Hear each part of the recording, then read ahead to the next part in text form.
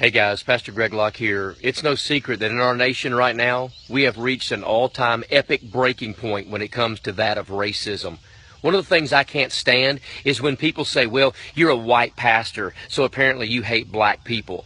Let me give you the skinny on what I think about black people. Let me be very plain when I say that racism is the most evil, wicked, and ungodly invention that has ever been birthed out of the belly of hell. God does not stand for racism one single bit. Acts 17 plainly says that all men on the earth are created of one blood. The gospel of Jesus Christ is a message of hope to all nations. Red and yellow, black and white, they're all precious in His sight.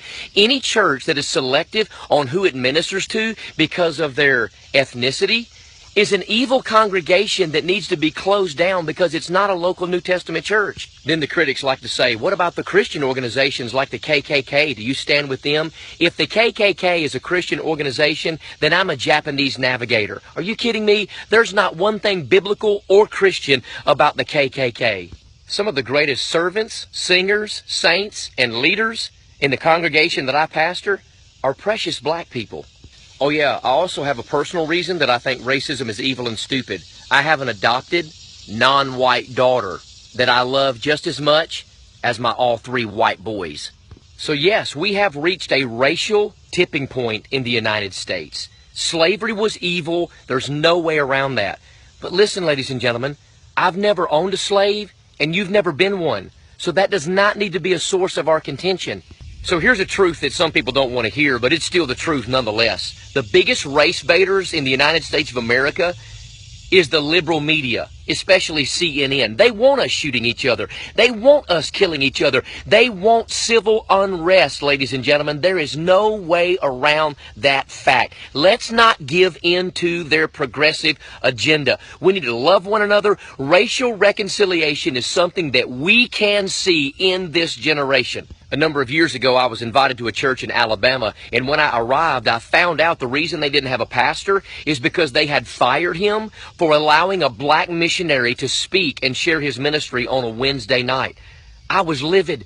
I couldn't believe it, but I was already there, so what was I to do?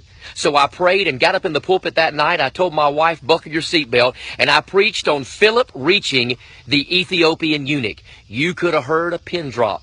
It was colder than a mother-in-law's kiss in that building. But I preached against the evils and the hatred and the deviance and disobedience of racism. And to my surprise, when I gave the invitation, many of those gray-haired elderly saints that had been in that church and in that mindset for many years came to the altar. They began to weep. They began to cry. And that night we saw a revival of racial reconciliation. And ladies and gentlemen, that is what we need in the United States of America right now, this very moment. May God fill our hearts with grace. May we throw down our rocks and love and accept one another regardless of the color of our skin.